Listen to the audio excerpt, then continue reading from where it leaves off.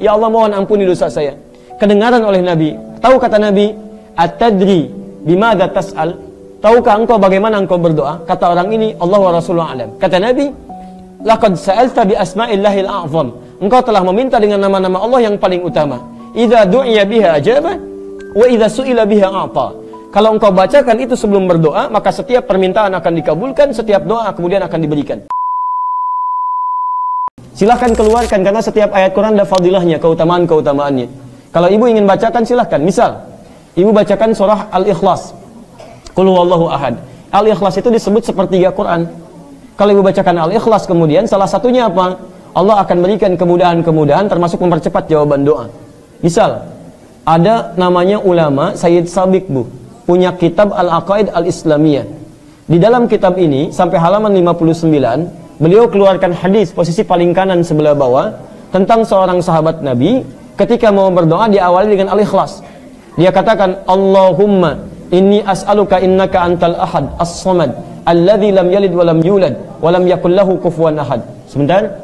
Allahumma inni as'aluka an taghfira li. Dia mau minta, ya Allah ampuni dosa saya, cuman dia awali dengan surah Al-Ikhlas.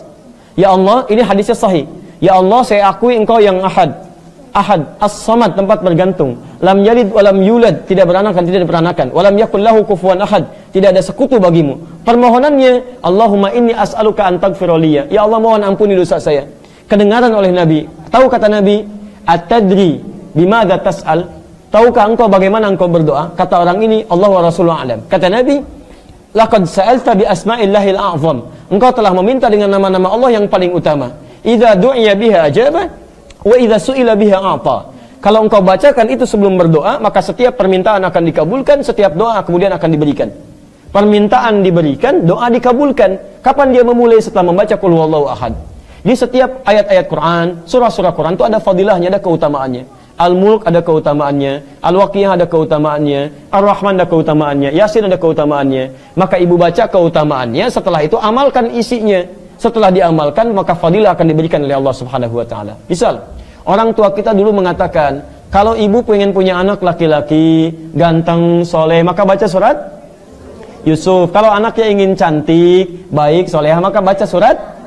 Nah, yang dimaksud itu bukan baca biasa. Dalam bahasa Arab, baca itu pahami artinya. Misal, baca surat Maryam kalau anaknya ingin cantik, perempuan, solehah. Maksudnya, kalau ibu sedang mengandung, nanti lahir perempuan, ibu pelajari surat Maryam. Kemudian bagaimana ibunya Maryam, Hannah merawat Maryam.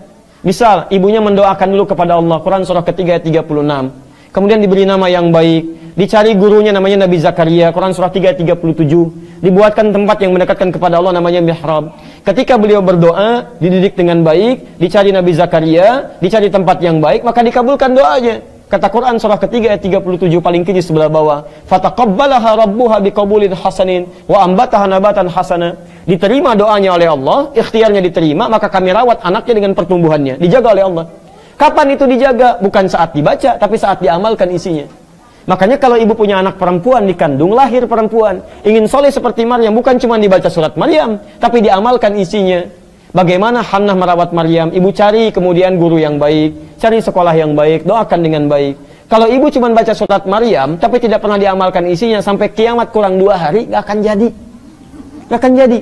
Al-Fatihah ada manfaatnya. Ibu tahu diantara fadilah surah Al-Fatihah? Misal bisa menyembuhkan penyakit dengan izin Allah. Dulu orang kena kalajengking, Bu, orang Arab, kepala suku. Disengat kalajengking Arab, Bu, nggak main-main. Kena kalajengking Arab, disengat tuh.